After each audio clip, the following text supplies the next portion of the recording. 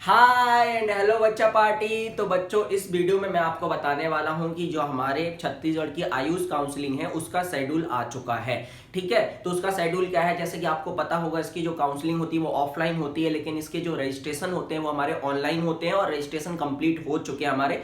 आपको पता होगा रजिस्ट्रेशन की जो डेट थी वो 30 जनवरी से 8 फरवरी के बीच में थी। इसके बाद इन्होंने आज ही मतलब कल नहीं, आज एक शेड्यूल निकाला है जिसमें आपकी काउंसलिंग जो होगी वो ऑफलाइन होगी। वो लास्ट ईयर भी ऑफलाइन हुई थी तो इस बार भी ऑफलाइन ही होनी थी। ये हमारे जो गवर्नमेंट यहाँ पे बीएमएस के 2 कॉलेज हैं उनके लिए है और उनके 85% कोटा के लिए है, और बाकी जो प्राइवेट है उनके भी 85% कोटा के लिए है यहाँ पे। ठीक है, ये काउंसलिंग होगी। ठीक है, तो ये ऑफलाइन मोड में होती है। इसके लिए आपको कॉलेज जाना होता है, जीएससी रायपुर जाना होता है। जीएससी मतलब गवर्नमेंट आयुर्वेदिक कॉलेज जो रायपुर में है वहां पे आपको जाना होता है। ऑफलाइन मोड में होती है इसलिए आपको वहां जाना होता है। इसकी चॉइस फिलिंग ऑनलाइन नहीं होती है, मैं पहले भी आपको बता चुका था। अच्छा, यहाँ पे ध्यान ये रखेंगे कि बेटा जिन बच्चों ने रजिस्ट्रेशन किया है वही बच्चे यहाँ पे पार्टिसिपेट कर सकते हैं काउंसलिंग में। जिन बच्चों ने रजिस्ट्रेशन नहीं किया, ऑनलाइन रजिस्ट्रेशन नहीं किया, वो बच्चे यहाँ पे पार्टिसिपेट नहीं कर सकते हैं। ठीक है, तो और रजिस्ट्रेशन की डेट खत्म हो चुकी है, मतलब अगर आपने अभी तक रजिस्ट्रेशन नहीं किया है तो आप यहाँ पे पार्टिसिपेट नहीं कर सकते अब इसकी काउंसलिंग में ऑफलाइन मोड में।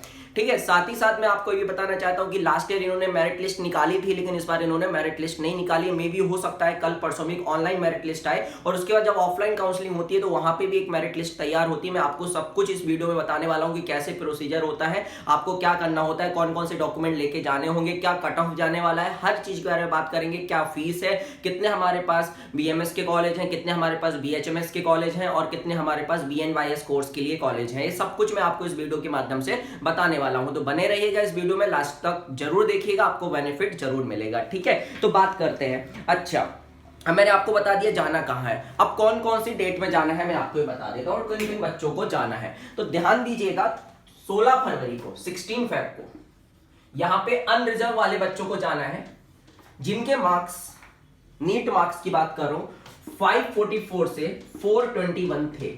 मतलब 421 जिसके मार्क्स है, इससे ज्यादा है, उन बच्चों को इस तारीख को जाना है। अब उनको कौन सा कॉलेज मिलेगा वो तो वहां पे आपको जाने के बाद पता चलेगा कि वहां पे कितने कैंडिडेट आए हुए हैं, कितने नंबर ऑफ सीट्स, उस हिसाब से वहां पे होगा। वहां पे आपको 8:30 बजे तक पहुंच जाना है अनरिजर्व बच्चों को। अच्छा, इसमें ओबीसी के बच्चे भी जा सकते हैं, ध्यान रखिएगा। अगर किसी बच्चे का ओबीसी कैटेगरी है और 424 नंबर आया है तो वो भी इस दिन जा सकता है, ध्यान रखिए इस चीज का। ऐसा नहीं है कि यहाँ पे अनरिजर्व का मतलब होता है किसी भी कैटेगरी का बच्चा जा सकता है अगर उसके मार्क्स इस रेंज में है, मतलब 421 से ज्यादा है और 544 हाईएस्ट इसलिए है क्योंकि वो बच्चा जिसका 544 हुआ उसने ही रजिस्टर्ड किया होगा, वही बच्चा वो होगा जिसके हाईएस्ट मार्क्स होंगे, इसलिए हाईएस्ट मार्क्स वाले को तो वो बुलाएंगे ही। ठीक है, हो सकता है इसको अनरिजर्व वाला होगा तो इसको गवर्नमेंट मेडिकल सीट तो नहीं मिलेगी, लेकिन अगर ये ओबीसी वाला बच्चा होगा तो उसको गवर्नमेंट मेडिकल सीट मिल जाएगी सेकेंड राउंड में, अभी फर्स्ट में नहीं मिली होगी। ठीक है, आगे बढ़ते हैं। अच्छा, इसी दिन आपको 8:30 बजे पहुंच जाना है। 8:30 बजे आपको वहां पे भी एक रजिस्ट्रेशन करना होगा। वहां पे वो फिर से जब आप रजिस्ट्रेशन करोगे तो वहां पे एक और मेरिट लिस्ट बनेगी। वहां पे उन कैंडिडेट की मेरिट लिस्ट बनेगी जो वहां पे गए हैं ऑफलाइन मोड में। ऑनलाइन में रजिस्ट्रेशन होता क्या है कि ऑनलाइन रहता है रजिस्ट्रेशन तो बहुत सारे बच्चे कर देते हैं, लेकिन जब काउंसलिंग स्टार्ट होती है तो वहां पे बहुत कम बच्चे जाते हैं, इसलिए लोग क्या करते हैं वहां पे भी एक मेरिट लिस्ट को तैयार करते हैं। तो आपको 8:30 बजे वहां पहुंच जाना है।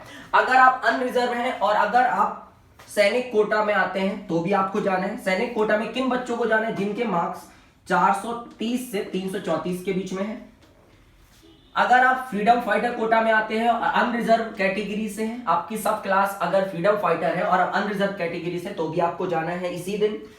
अगर आपके मार्क्स 397 से 206 के बीच में तो आप जा सकते हैं इस दिन। अगर आप बीएमएस, बीएचएमएस, बीएनएसवाईएस में बीएनवाईएस कोर्सेज में इंटरेस्टेड है तो आप बिल्कुल जा सकते हैं। अनरिजर्व फ्रीडम फाइटर सब क्लास हो गई आपकी। ठीक है, क्लास होगी मतलब। अनरिजर्व में पीएच वाले बच्चे भी जा सकते हैं इसी दिन, 178 से 124 इन बच्चों को उन्होंने बुलाया है। अब ये आपके ऊपर, आप जाना चाहते हैं कि नहीं जाना चाहते, आप कॉलेज लेना चाहते हैं कि नहीं लेना चाहते हैं। तो 16 फरवरी को इन बच्चों को जाना है। अब बात करते हैं 17 फरवरी की।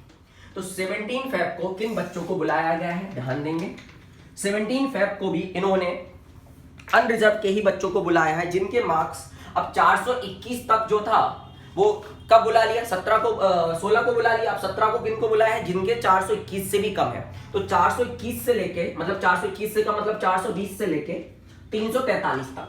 अभी इन्होंने 343 तक मिला। अगर किसी बच्चे के मार्क्स अनरिजर्व कैटेगरी का है और मार्क्स अगर 343 से कम है, अनरिजर्व मतलब जनरल कैटेगरी मान लो आप, और 343 से कम है, तो उस बच्चे को अभी नहीं जाना है, मतलब उनकी उम्मीद कम है, उनको प्राइवेट कॉलेज मिलेगा। लेकिन टेंशन मतलब सेकंड राउंड में 200 नंबर पे भी मिलता है, ठीक है, सेकंड राउंड में 200 नंबर पे भी मिलता है, प्राइवेट कॉलेज मिल जाएगा आपको बीएमएस का। अगर आपके 200-250 नंबर भी हैं तो आप लगे रहिए, आपको जरूर मिलेगा, ठीक है। लेकिन अभी नहीं मिलेगा, फर्स्ट राउंड में 343 तक ही बच्चों को उन्होंने बुलाया है, ठीक है। भाई कौन कॉल कर रहा है, थोड़ा इंतजार किया करो, तुरंत कॉल करने लग जाते हैं। चलो ठीक है, अब वीडियो बना रहा हूं, बताओ उस समय भी कॉल आ रहे हैं, कितनी हेल्प करो बेटा।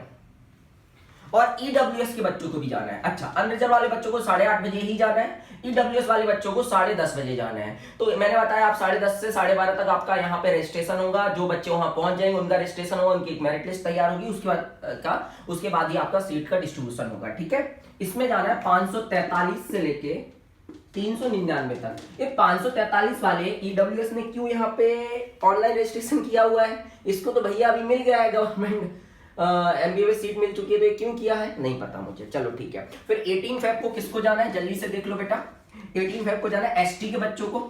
इनके मार्क्स क्या है, इनको 8:30 बजे ही जाना है। मार्क्स क्या है, 366 से 108 तक। मतलब कि कोई भी एसटी का बच्चा है, अगर उसके मार्क्स 108 से ऊपर है तो उनको भैया 18 फरवरी को जीएससी रायपुर पहुंच जाना है, अगर वो बीएमएस कोर्स में इंटरेस्टेड है। 108 नंबर में आपको गवर्नमेंट बीएमएस कॉलेज नहीं मिलेगा, लेकिन हाँ गवर्नमेंट आयुर्वेदिक कॉलेज नहीं मिलेगा, लेकिन हाँ आपको प्राइवेट मिल सकता है, मिल ही जाएगा, मिल क्या सकता है, ठीक है। अच्छा, यहाँ पे याद रखिए 4, अच्छा वो बाद में बताऊंगा, पहले मैं इसको कंप्लीट कर लेता हूँ, है ना। और 19 को किन बच्चों को जाना है, तो 19 को एससी के बच्चों को जाना है और ओबीसी बच्चों को जाना है। ओबीसी के बच्चे यहाँ भी जा सकते हैं, मैंने बताया अनरिजर्व में। अगर आपका 422 नंबर है, 418 नंबर है, तो आप इस दिन भी जा सकते हैं, मत सोचिएगा कि हम यहीं जाएंगे। अगर सभी ओबीसी यहाँ चले जाएंगे तो ओबीसी की बहुत सीट्स कम है, फिर ओबीसी का कट ऑफ बहुत ज्यादा चला जाएगा, तो ओबीसी के बच्चे अनरिजर्व में भी जा सकते हैं, ध्यान रखिए इस चीज का। अनरिजर्व में तो कोई भी जा सकता है, एसटी का बच्चा भी जा सकता है, अगर उसके मार्क्स 419 है तो क्या दिक्कत है। लेकिन हाँ 419 से उसको अच्छा कॉलेज नहीं मिलेगा, हो सकता है उसको अपने कोटा से ज्यादा अच्छा मिल जाए, 419 में उसको प्राइवेट कॉलेज मिलेगा, लेकिन अपने कोटा से 419 में, 419 वाले बच्चे तो रजिस्टर्ड भी नहीं किया है, क्योंकि उसको तो क्या मिल चुका है। अच्छा, 366 वाले को भी मेरे हिसाब से यहाँ पे गवर्नमेंट एमबीए में सीट मिल चुकी है, तो ये बच्चा भी नहीं जाएगा, ठीक है। चलो, एससी में क्या है, अच्छा आप लोग फिल कर देते हो ना सेफ साइड पे रहने के लिए, नहीं कि अगर गवर्नमेंट एमबीए में सीट नहीं मिली तो यहाँ तो चले ही जाएंगे, ठीक है। चलो ठीक है, 462 से 218 जिनकी भी मार्क्स, और ओबीसी में 544 से 399 तक, 544 से 399 तक। देखो इससे अच्छा तो बच्चा जो ओबीसी का है, यहाँ ओबीसी में तो 399 तक बुलाए, जबकि अनरिजर्व में 343 तक बुलाए हैं। तो भैया तो ओबीसी के बच्चों और आपके 398 मार्क्स है, तो आपको इस दिन नहीं जाना है, आपको इस दिन जाना है, ठीक है, समझ गए ना, आपको इस दिन जाना है। तो आपको गवर्नमेंट तो नहीं मिलेगा, लेकिन प्राइवेट बीएमएस कॉलेज जरूर मिल जाएगा। अब मैं आपको बता दूं अपने यहाँ पे कितने कॉलेज हैं और आपको कौन कौन से डॉक्यूमेंट लेके जाना है और कितना फीस आपको देना है at the time of admission. जब आप एडमिशन मतलब आपका अगर वहां पे आप जाते हैं और आपको कॉलेज मिल जाता है आपके मेरिट के अकॉर्डिंग, तो आपको ऑन द स्पॉट कितनी फीस देनी होगी, ठीक है, इसके बारे में बात करेंगे। टोटल फीस क्या है ये भी अपन बात करेंगे, ठीक है। तो आपको पता है कि हमारे यहाँ पे जो गवर्नमेंट आयुर्वेदिक कॉलेज है वो 2 है, एक रायपुर में है, एक बिलासपुर में। रायपुर में आपको पता है 63 सीट्स है स्टेट कोटा की, और बिलासपुर में 64 है। उनका कट ऑफ क्या जाएगा उसके लिए मैं ऑलरेडी एक वीडियो बना चुका हूं, ठीक है, तो उसको मैं डिस्क्रिप्शन में उसकी लिंक को डाल दूंगा, तो आप आराम से उस वीडियो को देख सकते हैं कि कट ऑफ क्या जा सकता है, ठीक है। मैंने उसमें लास्ट ईयर का कट ऑफ भी बताया है कि हमारे गवर्नमेंट आयुर्वेदिक कॉलेज का लास्ट ईयर कट ऑफ क्या गया था, डिफरेंट कैटेगरीज का मैंने उसमें बताया हुआ। साथ ही साथ मैं आई बटन में भी डाल दूंगा, तो आप वहां भी देख सकते हैं। जैसे कि आपको पता है 2 ही गवर्नमेंट आयुर्वेदिक कॉलेज है, फिर हमारे यहाँ पे 4 जो है वो प्राइवेट बीएमएस कॉलेज है, लेकिन जो बीएमएस का कोर्स करवाते हैं 4 है वो प्राइवेट में।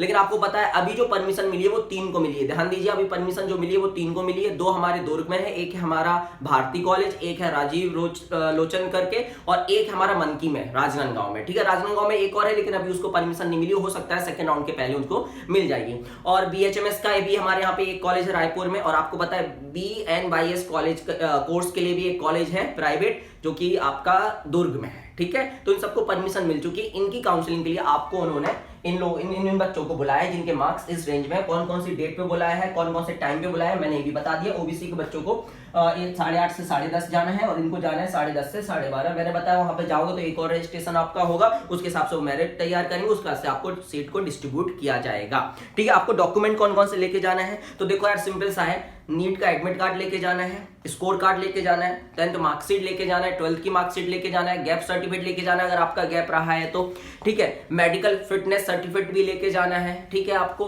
और अगर हाँ डोमिसाइल लेके जाना है, वो तो सबसे ज्यादा जरूरी है डोमिसाइल, ठीक है। अगर आप किसी कैटेगरी को बिलोंग करते हैं तो आपको कास्ट सर्टिफिकेट भी लेके वहां पे जाना है। अगर आप ईडब्ल्यूएस के हैं तो आपको ईडब्ल्यूएस सर्टिफिकेट लेके जाना है। साथ ही साथ इन्होंने ये भी बोला कि आय प्रमाण पत्र भी लेके जाना है और संपत्ति प्रमाण पत्र भी लेके जाना है। तो ईडब्ल्यूएस को 3 चीजें लेके जाना है, इनके नोटिस में आप अच्छे से पढ़ लीजिएगा, दिक्कत नहीं होनी चाहिए वहां जाने के बाद, ठीक है। हाँ अगर आप ओबीसी है, नॉन क्रीमी लेयर में आते हैं तो आपको 3 साल में से, प्रीवियस 3 साल में से कोई भी 1 साल का आय प्रमाण पत्र लेके जाना है, 1 साल का लेके जाना है। ये एमबीबीएस जैसे दारू पी के काउंसलिंग नहीं कराते, ये लोग थोड़े अच्छा काउंसलिंग कराते हैं ना। सीजीडीएमई जैसे महुआ नहीं पीते ना, अरे क्या बोले सीजीडीएमई का। तो बहुत सारे बच्चे इसको भी लेके परेशान है कि वो लोग 3 साल के डॉक्यूमेंट वो मांग रहे हैं, इनकम सर्टिफिकेट मांग रहे हैं ओबीसी बच्चों से। अरे भाई 3 साल पहले किसी इंसान को कैसे पता होगा कि 3 साल बाद उसका बच्चा जब गवर्नमेंट एमबीबीएस कॉलेज में जाएगा तो उसको ये मतलब इनकम सर्टिफिकेट देना हो। कुछ भी करते हैं, फिर उनको हड़काया भड़काया तो राजनांदगांव वाले थे, ज्यादा हीरो बन रहे थे, उनके एचओडी ने उनको समझाया कि भैया 1 साल में भी काम हो जाएगा, तो बड़ी मुश्किल से वो माने,